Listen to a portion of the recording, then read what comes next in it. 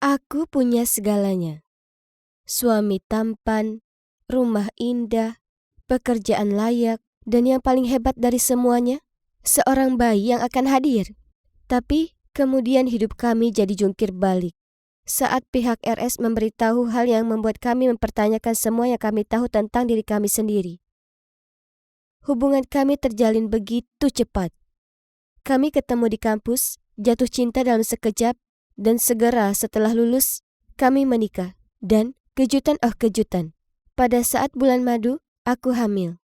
Jadi, kami sangat bahagia saat kami melakukan USG pertama. Namun, itu nggak berjalan sesuai rencana. Kau tahu, pada USG kedua saat 6 bulan, dokter memberitahu bayi mungil berharga kami tumbuh tak normal. Dan kelihatannya akan lahir dengan cacat yang disebut polidaktili. Ini artinya bayi kami akan punya 6 jari. Hati kami berasa hancur, tapi ini bayi pertama kami dan akan kami sayangi apapun yang terjadi. Saat dokter menyampaikan berita ini, dia memandang kami dengan aneh. Lalu bertanya jika ada seseorang dalam keluarga kami yang cacat begini, tapi tentu saja nggak seorang pun begitu. Dia lalu bilang hal seperti ini memang kadang terjadi dan nggak perlu risau soal itu. Aku mencoba untuk gak memikirkan kecacatan itu sepanjang sisa kehamilanku. Saat bayi kami lahir, itu hari terindah dalam hidup kami. Dan cacatnya hanya sedikit saja. Dia lahir dengan 6 jari kaki di kaki kirinya. Itu nyaris gak terlihat. Setahun kemudian, aku hamil lagi. Dan saat itu, kami sudah pindah ke kota lain karena suamiku mendapat pekerjaan baru. Jadi, ketika kami melakukan USG di RS baru, aku agak cemas karena itu juga USG untuk ke-6 bulan. Aku nggak percaya. Dokter melihat hasil USG, merengut lalu terbatuk-batuk saat memberitahu anak kami akan lahir dengan 6 jari kaki. Aku bilang anak pertama kami juga punya kecacatan yang sama, dan bertanya bagaimana ini bisa terjadi lagi. Dia lalu menghadap ke arah kami dan berkata, "Aku nggak bermaksud untuk mengulik. Tapi apa mungkin kalian berdua punya hubungan darah?" Mulutku menganga. Apa maksudnya? Tentu saja kami ini nggak sedarah. Aku sangat jengkel sampai lari keluar. Diberitahu kalau bayimu yang belum lahir itu cacat adalah satu hal. Tapi lalu lancang bertanya apa suamiku ada hubungan darah denganku? Bagaimana bisa bayi ini juga cacat? Apakah ada yang salah denganku? Kenapa dokter ini mengira kami ini ada hubungan darah? Maksudku, ini kan mustahil. Aku mencoba mengacuhkannya. Tapi kali ini aku sudah dibuat kesal dan aku nggak bisa berhenti memikirkannya. Aku putuskan aku harus bicara dengan orang tuaku. Aku menelpon mereka dan bilang kami perlu bicara. Lalu minggu depannya kami berkendara ke sana untuk menginap di akhir pekan. Aku ceritakan ke mereka semua yang dokter sampaikan.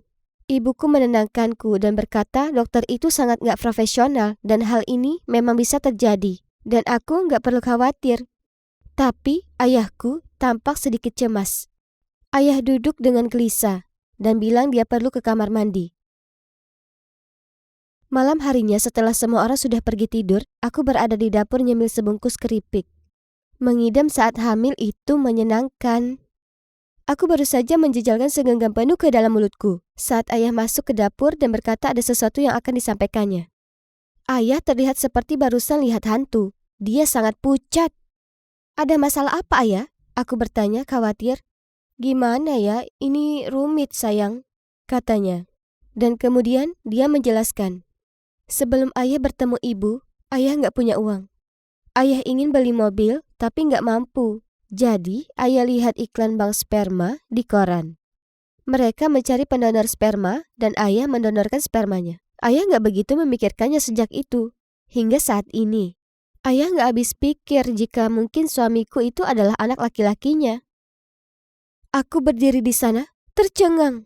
Semakin aku pikir, semakin aku sadar betapa banyak kemiripan mereka. Teman-temanku bercanda kalau aku ini memilih suami yang identik dengan ayahku. Tapi aku hanya menertawakannya. Maksudku, memang mereka berdua tinggi, berkulit gelap dan tampan. Tapi kebanyakan laki-laki kan juga begitu. Ayah lalu menyarankan kami melakukan tes paternal untuk memastikan. Memberitahu suamiku sangatlah sulit. Aku nggak bisa menunggu hingga besok pagi, jadi kubangunkan dia dan dia nggak percaya.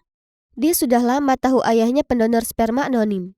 Ibunya nggak ingin menikah, tapi sangat ingin menjadi seorang ibu. Ibunya gak pernah membohonginya tentang ini. Tapi gak sedetik pun dia mengira bisa saja itu ayahku. Maksudku, ibunya juga gak pernah menemui pendonor. Jadi ibunya pun gak pernah tahu. Ya, kami melakukan tes dan hasilnya mengejutkan. Ayahku adalah memang ayahnya juga. Aku merasa hidup kami sudah berakhir sekarang. Pantas saja bayi kami memiliki 6 jari. Dan kini kami punya calon bayi dengan 6 jari kaki juga. Kami lalu harus cerita ini kepada ibu suamiku. Dan beliau terguncang karenanya. Ibunya bertanya apa kami akan bercerai. Tidak. Itu adalah hal terakhir yang kami inginkan. Kami putuskan untuk tetap bersama. Tapi setelah bayi ini, kami gak ingin menambah lagi. Karena gak adil untuk si bayi lahir cacat. Sekarang kami punya 2 bayi yang sehat. Kecuali 6 jari mereka. Kami pun merahasiakan hal ini. Kami saling mencintai. Dan walaupun kami sedara, ini bukan salah kami. Maksudku, kami kan gak tahu. Ini cukup berat untuk orang tuaku dan ibu suamiku. Tapi mereka sudah berdamai dengan hal itu. Dan kuharap sekarang kami bisa melangkah maju. Bagaimana menurutmu ceritaku? Silakan beritahu komentarmu di bawah. Dan jangan lupa untuk like video ini dan subscribe ke channel ini untuk cerita lainnya.